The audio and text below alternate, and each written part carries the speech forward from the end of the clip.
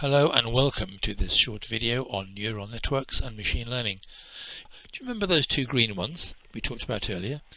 Let's look at them in a little bit more detail. We can ask the neural network machine learning process, the N2ML, to have a look at the data. And when we do that, things might change a little. Remember, this is machine learning. This can only work on big data, and this is hugely complicated and intricate. We try to give an indication of what's going on from this top level. There are hidden layers, not hidden for any specific person, apart for any particular reason.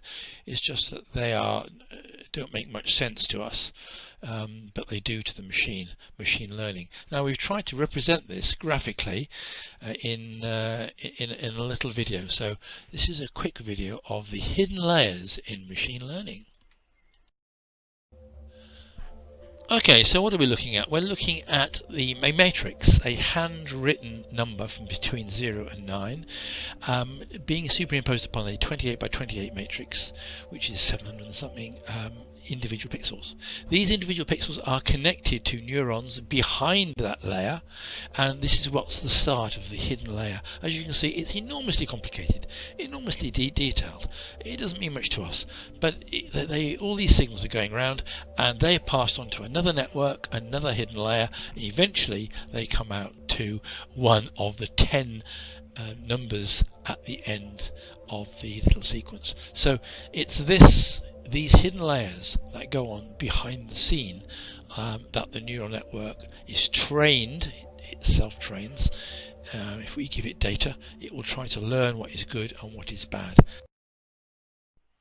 After running the N2ML tool, we can envisage those two green wells turning yellow. Now the question is, why? Well, once again, by clicking on the dot on the well, we should be able to take us to the data behind that decision.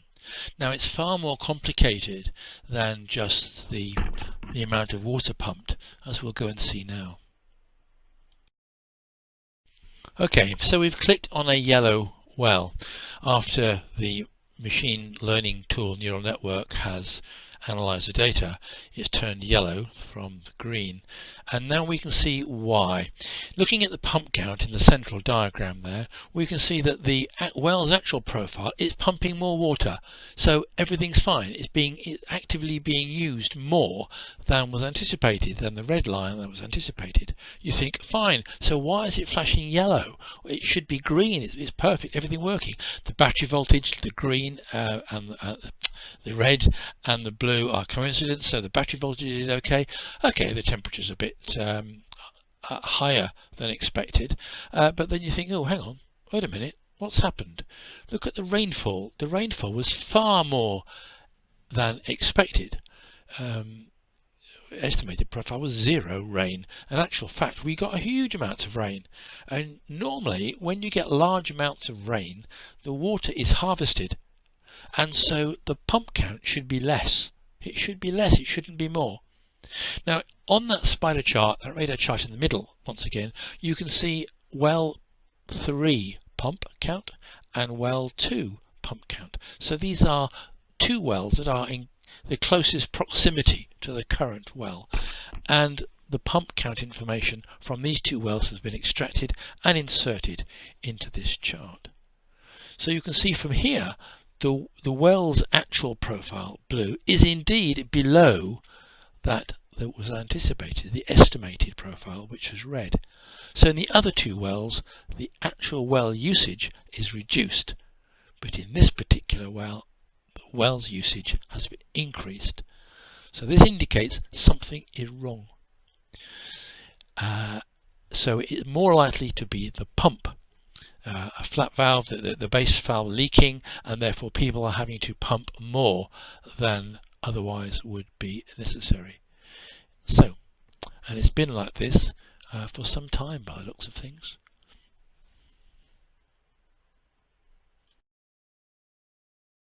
Okay, now let's go and click on the other yellow well and see what's happened there. Right, going around the loop again, we can see why this particular well, the battery voltage is low. The estimated profile of the battery should be high, but the blue profile says on that particular central spider radar chart, it's actually low. And if we look in the middle or so, and the top bar there, battery voltage, we can see that 4 days ago it was fine, 3 days ago it was also fine, 2 days ago it was starting to reduce, 1 day ago it was 50% of what it should be, and today it is much lower. So the battery voltage is significantly low. So this indicates not that the well is breaking, but the electronics is needing some TLC.